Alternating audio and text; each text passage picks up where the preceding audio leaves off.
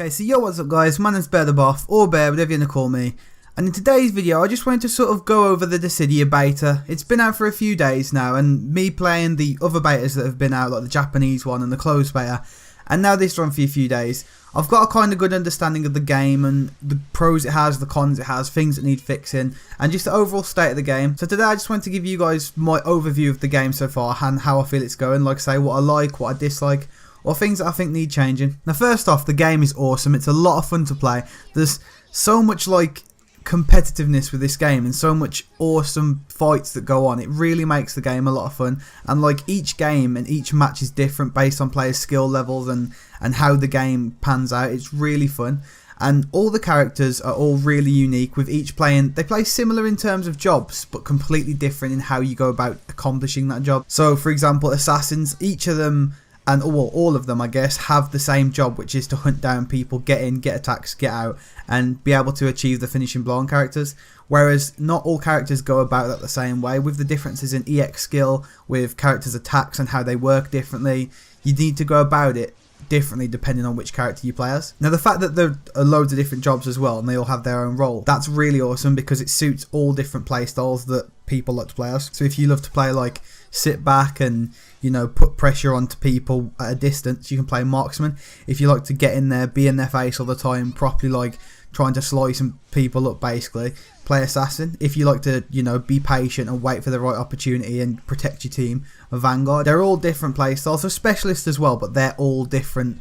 Each of the specialists kind of have their own unique role, so you just kind of have to find that out by playing them. But the fact that there's all these different roles and all these playstyles is awesome because anyone can play it. Now like I said previously, it is really competitive, but that is such a good point. Like it's at a point which is fun, and it can be rage inducing, don't get me wrong. Like it can get on your nerves, but it's only if you let it get to you. It is quite hard not to get annoyed though when you have a cloud spamming you with meteor rain, but that's besides the point. The game itself is a lot of fun, with games being not too long, but if it's an even fight, it's just long enough to be a really good battle, because a lot of the time you'll find that like you'll play the game and it'll go quick, and then other games will be really like long and like drawn out, and it really just depends on the skill level of the people in the game and how uneven the teams are or even the teams are. So like if you and the other team are both evenly matched in skill level and you both know how to play the game at reasonably the same level, it's going to be a really good fight, and you guys are going to be clashing. There's going to be you guys getting attacks and them getting attacks, and it makes the game a lot of fun. Now when the games are uneven, it's a bit less fun because you kind of just, you either like absolutely trash people, or sometimes you can get trashed. In every competitive game there's going to be them games where they're like unmatched to you or you're unmatched for them, and it just makes the game really quick. But like I said, the good thing about that is that games go quick and you're not stuck there for ages just dicking people or getting dicked basically. Now another good thing is the arenas are really awesome, like all of them being from different parts of different Final Fantasy games. It's like really nostalgic to see some of the classic places, like you see Midgar from 7, and you see like Besaid, I think it's Besaid Island on from 10, where like Tidus lands after the whole sin shit, if you've played 10. But yeah, it's just really awesome to see these places, but they're all different. Like some maps have a lot of obstacles in the way, so if you're playing a shooter, a lot of your like attacks are just going to hit walls and, you know, basically get destroyed and not do anything, so you need to take that into consideration. But there's also the maps that are just flat out just an open area, and that makes you really take into consideration the maps and how much they have a factor on the game. So you need to think about where you're going and where you're moving, because that should be a big part of your plan, because you need to know where like to be and where not to be. So if you're in a certain area, that's good to get an advantage on your team, whereas if you're in this area, you can get cornered off and you can just basically get destroyed. So that makes it really interesting as well. Now even though in the beta you have to be lucky as hell to get these, the skins for each character as well are really awesome and make it really cool with like the different combinations you can make. So you can use like a certain skin with this weapon and then this weapon with this skin, and it makes it cool because like people enjoy things like this. Me for one, I love it. It's one of my favourite aspects to any games, especially fighting games. I mean, to me, if you don't look badass, you're not doing it right. You're just not doing it right, and you need to look like a boss, so that when you destroy someone, you look badass anyway. And then even when people see you, they're like, shit, I'm gonna have to watch my ass because this guy, he looks boss. So that's what I like. Obviously I'm taking a piss a bit, but like I really enjoy stuff like this. I really like to be able to customize my character, make my character unique, and spend a lot of time with different things. Like, don't get me wrong, it's not to the extent where you can change each different part of the character, but they all have skins based on them in the story. So for example, Lightning, she has her Guardian Corpse from 13, she has her Knight of Extra Armor from 13 too, she has Equilibrium from Lightning Returns, and then with all them she has different weapons from the series as well. So it's really cool how you can customize like this, and it makes it so that you can make your character and the character that you play unique to how you like her to look. Now the gameplay itself as well is really good. Like the game, when it's not lagging, it's like, when it's lagging it's bad, but when it's not lagging it plays so smooth and well, and the game it's just the motion and everything that happens in game is just so smooth, and so it flows really well. That's the word I'm looking for. It flows really well. And the game can be very fast paced or it can be very passive. It just completely depends on the teams, which means you have to think about your approach depending on what characters the opponents are playing and what characters you are playing. So if you're playing a very melee heavy rushdown based team composition, you can't exactly sit back and just let yourself get dicked. Whereas if they're playing, for example, marksmans, like a lot of marksmen, you need to think about your approach. You can't just rush in, because if you rush in, there's going to be loads of orbs flying about, there's going to be loads of projectiles, and that just causes it to be pain. So you need to really think about what you have to do, and that can affect the pace of the game. Sometimes if it's like both teams are very melee heavy, it's going to be very fast paced, in the face, just everyone just cutting each other, you know what I mean? Whereas if it's all marksmen and all like mages, then it's going to be a lot of sit back projectiles, trying to get round the enemy team's marksmen and then get your attackers in. Now these are some of the positives. I know I haven't really touched up on them that much, like gone into detail, but I just wanted to give sort of an overview of just like everything about the game, like the gameplay, the characters, the arenas, everything, and just let you guys know these are all awesome things that are pros for the game. They're all really cool, and it just makes the game a lot of fun. And to be honest with this, I kind of just wanted to give you guys a quick overview. I didn't want to go massively in detail, because if I want to go into detail in certain things, I'm going to make separate videos for them, and I'm going to go more into them, more in depth, and sort of explain really the ins and outs of each point. Because if I talk about it in this video, it literally could be like an hour long, because I can go in detail with these so much. Now don't get me wrong, to an extent some people may see this as me being biased because I love the Final Fantasy series, but I'm not going to ignore the problems that the game has just because I love the series. And the game does have its problems that are really annoying,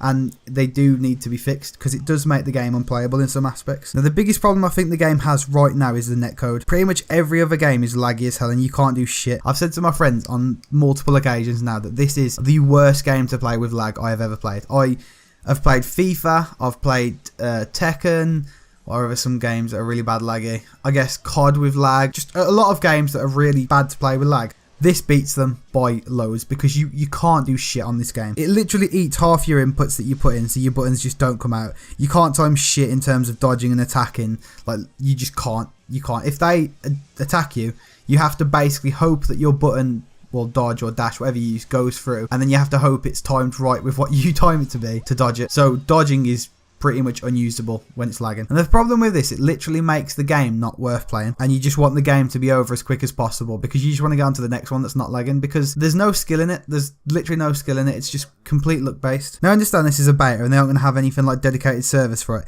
but if they don't fix this for the main game and they don't have dedicated servers or anything like that, then a lot of people are going to leave the game. Like a shit ton of people are just going to completely shut the game down. They're not going to play it, and they're just going to sell it. And this is because it promotes people to purposely mess with their connection in order to win. Now, something my friend told me about recently, I didn't play the game, but apparently this is what happened with For Honor. Now, For Honor, apparently they didn't have dedicated servers or anything like that, and they didn't have anything to deal with lag, and it basically made the game unplayable, and people were purposely going out their way to fuck their connection up to make it so they could just win. And the problem is, people got annoyed with this, they left the game, and the game literally became a fucking, just a dead zone. Like, apparently no one really plays it now.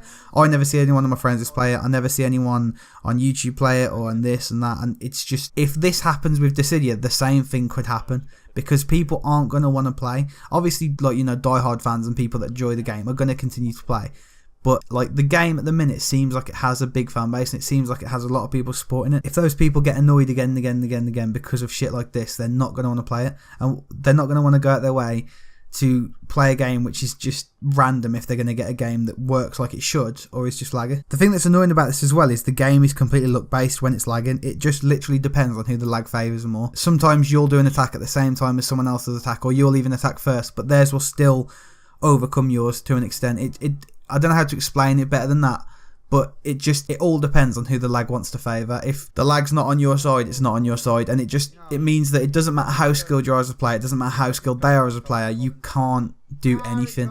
You cannot do anything about it. It literally is just lag that determines who wins. Now, there are a few other problems in the game that need to be dealt with, but these aren't as game breaking, or they don't make the game unplayable as what I just mentioned. However, they do still need mentioning because they can cause problems, and it can cause games to be somewhat unbalanced, or it can change the outcome of a game. So for example, a big problem I have found recently when I've been playing is quite often I'll do an attack and the animation happens, the sound effect happens for the sword attacking or whatever, and the slice from the weapon appears on the character. So you know when you attack there's that big fucking cut across them. Okay, so that appears, but the character that I'm attacking doesn't get led into or staggered into the attack, and what this does is it leads them into punishing me and me losing either a lot of bravery or getting HP attack, when in reality I should have gained bravery from that engagement. Now, this doesn't happen really often, but it can definitely make a difference in the game, and it can change the outcome of the game, especially when you bring into consideration some of the EX skills like Mighty Strikes. For those of you who don't know what Mighty Strikes does, it basically increases your team bravery that are around you. So when you pop it, there's like an area of effect around you, and if any teammates around you, you all get that buff. And like I say, it increases bravery attacks, and it is a pretty big increase. So if they hit you for a lot of damage, they could even break you and then get even more bravery, which can then lead on to them being able to finish someone off. And these are all things that can change the game, and it's not likely that these situations are always going to come up, but it can still happen, and the fact that it can still happen means that it needs to be fixed. But the only other thing I can really think of in terms of gameplay, and to be honest this is something that is mainly to do with the people playing, and this is that it's way too easy at low ranks for people to just continuously spam HP attacks and get away with it. In the beta I've literally found myself grinding to higher ranks just so I don't have to play against people spamming meteor around every 2 seconds, or Warrior of Light's beam attack, or Tidus' spiral cut for example. These are only a couple of the HP attacks as well that are just irritating to deal with. A lot of them can easily be dodged, and if you play specific characters you will know like the timings of shit and you know how to get away with it. But there's some characters that their attacks are so good that it's literally just like you need to pretty much master evading that attack to be able to evade it every time, or more often than not. The problem with these attacks is that they're so strong at low ranks for a new player, it'd be really hard for them to overcome this, so people just do it endlessly. And this is the problem, and it's something I've brought up in a group I'm in for Dissidia. It's that in fighting games there's different tiers for different ranks, so low tiers or low skill people have a much different tier list on which characters are stronger than high tiers. So a perfect example of this is Tekken. If you've played Tekken, you know about Eddie and Christy, which are literally, they're notorious for being just absolute pains to deal with and literally being characters that you just button mash with. And at low ranks, these characters just destroy people because they're easy to use, you don't have to know what you're doing, and it's fucking hard to defend. However, at high ranks, these characters take a lot of skill to master and a lot of skill to play at a high level and play well, because obviously high rank people know how to defend it, they know how to stop it. But this is my point, like at low ranks he's classed as high tier, at high ranks not so much, mid tier, maybe low tier. So this correlates to what's happening in Dissidia and what happens in Dissidia. There are certain characters that at low ranks are very hard to deal with and are spammable, which obviously people that play the game more and people that are high ranks don't see as overpowered. So when people call them overpowered, they're just like, what are you talking about? But the thing is, two different people will have two different, you know, sort of outlooks and aspects on that character because of where they're at. So this makes it so that like low rank, there's many characters that you can just spam continuously again and again and again, and there isn't nothing you can do about it really. If you don't know how to defend it, you can't do anything about it. I guess people will say it's a learning curve, like if you keep getting hit by it, you're going to have to learn to evade it, but at the same time, people that are spamming it, they shouldn't be doing that because they're not really going to get any better by doing that. All they're going to do is climb ranks to a point where people can defend it, and then they're going to get dicked. And then what people do is they get mad that they're getting beat, and they are getting mad that they aren't being matched with people, I guess, at their skill level. But all they've done is use overpowered stuff to get high, and then when it gets to a point where that doesn't work anymore, you know, they get annoyed. And I'm telling you, it happens a lot. I have literally played games where people have used about 7 to 8 HP attacks before teams have even got close to each other, or the player themselves has even used a bravery attack.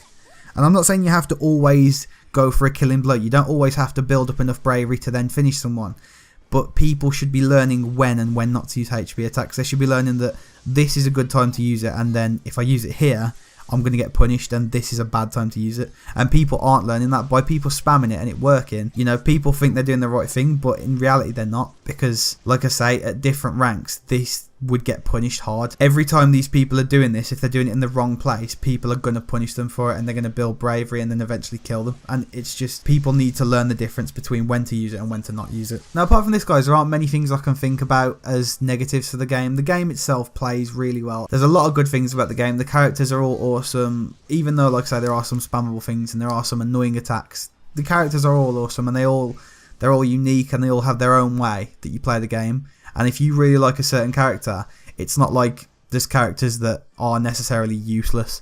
All characters are usable in some way, and they all have their strengths and weaknesses, which it means that like you can play any character at any rank, and as long as you know the ins and outs of that character and you know what to do with that character, you can play them well. I think there might be a couple more things in terms of character balances where some characters need changes just to make them a bit more balanced. Maybe attacks need a buff, maybe, you know, attacks need a nerf. This is always the case though in fighting games. There's always going to be things that need changing. So for example, Cloud's cross slash used to track like a bitch. Like if you dodged around him after his first attack, his second attack he'd literally 180 and fucking hit you. But they realised that this is broken, so they changed it. So this is the kind of thing I'm talking about. If they find this, and if people find more attacks that need a nerf or need a buff, then like I say, it will happen. But at the minute, I feel like most of them are okay. There's just a few that might need changing. A good example of this is Tidus, his spiral cut attack. I was playing yesterday, and what happened was he did it from in the air. I dashed away, and he literally in midair turned his body in a 180 and hit me in that direction. And I was getting happy because I thought I timed it perfectly, and then I got hit, and I was like, what the fuck? I mean, I know he does all this spinny shit in the air, but he shouldn't be able to do that. That's what I'm saying. So yeah, guys, that's sort of my overview of like the Dissidia beta so far. I know that might have just been like quick fire points and just quickly going over different aspects, but I didn't really want to make this video long. I just wanted to give people a general idea of what the game's like, what is good about the game, what is bad about the game, and then just, you know, give people an idea if they would like it. Because like I said previously, if I do want to go into these things more, you know, specific and go into things and delve deeper into things, I will make separate videos for them and proper go in detail so people will understand it even more. But I just, like I said, I want to give you guys a general idea of what I thought, what I liked, what I disliked, and, you know, just an overview of the game and how it's doing so far. So yeah, guys, I hope you enjoyed today's video. I hope this helped you guys decide if you want to play it, if you don't want to play it. And, you know, I hope you guys can agree with me on some of these points, because I think this is generally what people are thinking as well. So yeah, guys, I hope you enjoyed today's video, and yeah, I'll catch you in the next one.